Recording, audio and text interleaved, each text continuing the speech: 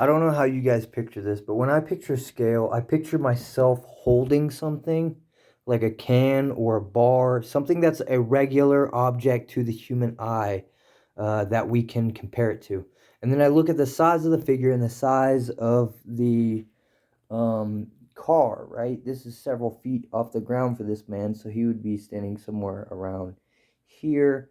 Probably like when you'd walk up to a lifted truck, your head would be above the window, but not above the car, right? So, um, bars, stuff like this, cans and little things like bungee straps are easy for me to um, kind of visualize a perspective in size for based off this guy's hand.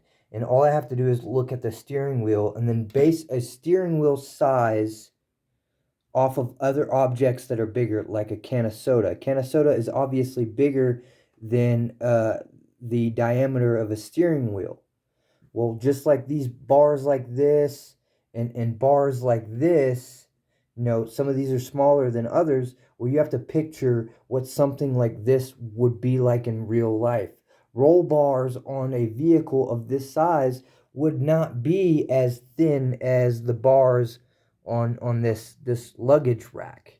They would be more close to the size of the bars on this back end here, which are closer. If we were to look at his hand and these bars, those bars are roughly about a little bit smaller in diameter than a can of soda. A can of soda is a different diameter than a can of food. And so, like, I am very, very particular and critical when it comes to size differences on scale looks and stuff. So, to me, on a 10th scale vehicle, most people would use a 7-inch figure. But a 7-inch figure, as far as the diameter of his arms and his torso and everything, looks to me smaller. And it's different with RCs because with RCs we have typically a lot bigger tires and wheels than you would normally have on even something that's crazily aftermarket. Like even on like a super crazy performing rock crawler car, we might have wheels like this, but on a truck or a Jeep, you will never have wheels this big. And if you do, the wheels will look, from visual point of view, from human eye, will look oversized. It'll look goofy. It'll look like some Hot Wheels car, like super animated and characterized in a sense, if that makes sense. Um, but yeah, it's like I feel like a lot of people have their scaling off. And when I see some of these bicycles and stuff next to the tire, that's how I know if the scale is off because I base it also off of the tire. Look at a real guy.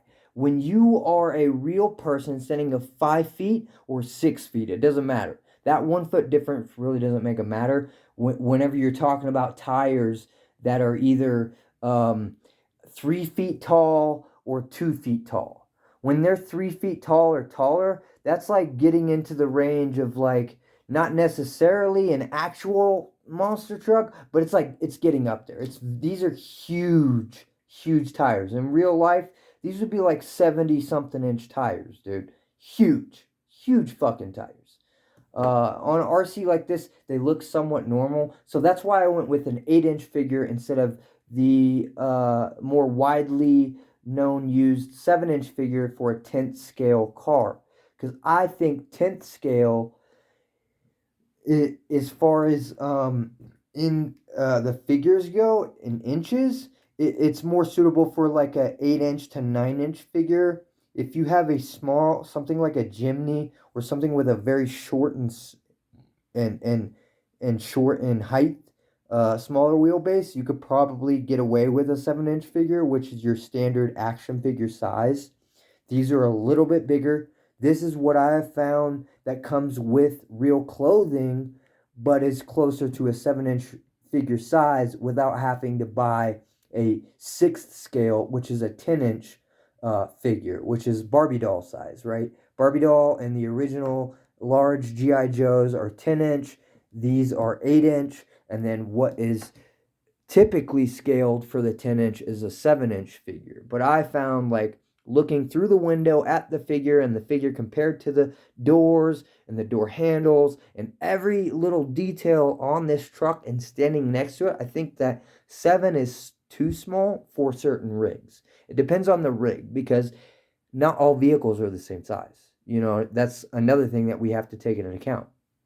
I could go on and on about this, but I think you guys kind of get the gist of it. My basic point is that I think some individuals have their scaling off a little bit, and if it looks good to you and you're cool, then who cares, really? I'm just saying, like, I have a yeah, that's stupid. I'm not trying to, like, bigger dick game. I just have a really good eye for eye stuff, because I do a lot of eyeball work.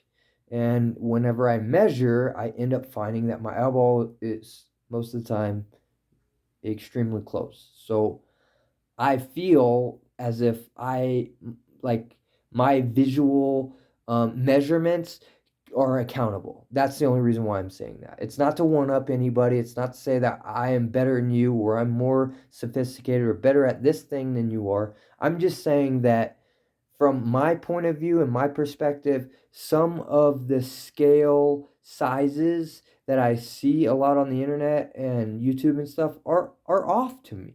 And like when I see bicycle, but a 16-inch tire on this bicycle comes up well over past his knee and up to his hip, I'm like, that's not accurate. You know what I mean? Like, look at a real bicycle and think of 20 inches or 26 inches, and then look at yourself. How far does 26 inches go up to your legs? And then that's what you base it off of. Base your truck off of you and what you want to drive and what you're driving. I am driving a Toyota Tacoma. It's, for trucks, a smaller truck. For vehicles, it's a large vehicles in general, it's a larger vehicle because it's a truck. So some things are going to be bigger because it's a truck. In a Fiat, you wouldn't see him standing at the tires and then in looking into the window. He'd be way down here looking at the top of the vehicle. You know what I mean?